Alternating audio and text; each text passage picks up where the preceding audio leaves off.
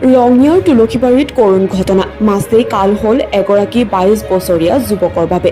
মাছ মাৰিবলৈ গৈ সলিল সমাধিৰ ৰঙিয়াৰ তুলসীবাৰীৰ নিবাসী তথা জেচিবিৰ চালক আনোৱাৰ আলী। ঘটনাৰ বিৱৰণী অনুসৰি ৰঙিয়া তুলসীবাৰীৰ এখন বিলত মাছ মাৰি থাকোঁতেই পানীৰ মাজতে আবদ্ধ হৈ পৰে আনোৱাৰ। মাছ মাৰিবলৈ যোৱা সহযোগী বন্ধুজনক উদ্ধাৰৰ বাবে সহায় বিচাৰে যদিও বন্ধুজনে সাঁতুৰিব নোৱাৰাৰ বাবে উদ্ধাৰ কৰিবলৈ সক্ষম নহ'ল আনোৱাৰক, যাৰ ফলত জানত ডুব যায় সলিল সমাধি ঘটে আনোৱাৰৰ। কিশোৰজনৰ অকাল মৃত্যুৰ ঘটনাই শোকাকুল পৰিৱেশৰ বিৰাজ কৰিছে সমগ্ৰ অঞ্চলত।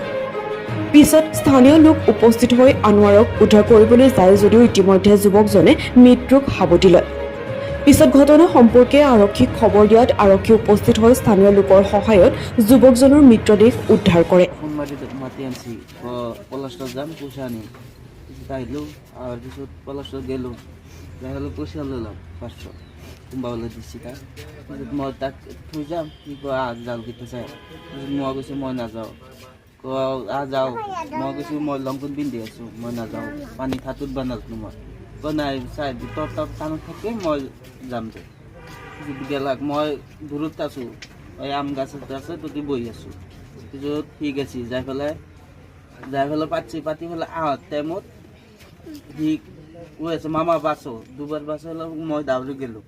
যাৱাৰ পিছত সি যাওক দুইবাৰ ধাপৰি মাৰি তাত তলত গেছি আৰু বেছি পোৱা নাই। পিছত মই উপায় নাপায় বৰডাকক ফোন মাৰছোঁ, বৰডাকতে ফিনিক লৈ গেছি, ফিনি যাই পেলাই তুতি গেছি আৰু কোনোবা গেছি বহুত মানুহ।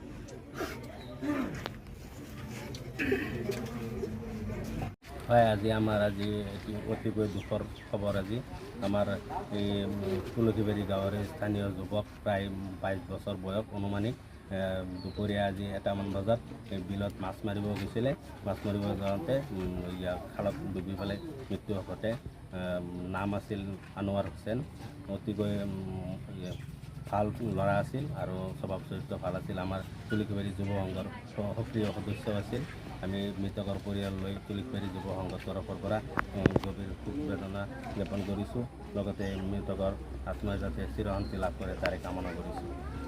আজি প্ৰায় ১২ বজাত আমাৰ তুলসীবাৰীৰ যুৱক এজনে বিলত মাছ মাৰিবলৈ যায় আৰু ১২:৩০ বজাত আমি খবৰ পাওঁ যে পানীত ডুবি আছে। তাৰপিছত আমি দাউৰিকে যাই কেইজনমানে পানীত যাই তেওঁক উদ্ধাৰ কৰে যদিও পুলিচ প্ৰশাসন আহি তেওঁক উদ্ধাৰ কৰি মেডিকেললৈ প্ৰেৰণ কৰে।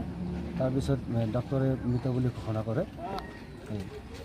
এতিয়া বৰ্তমান ৰঙিয়াত আছে, কালি পোষ্টমৰ্টমত নিব বুলি আমি খবৰ পাইছোঁ।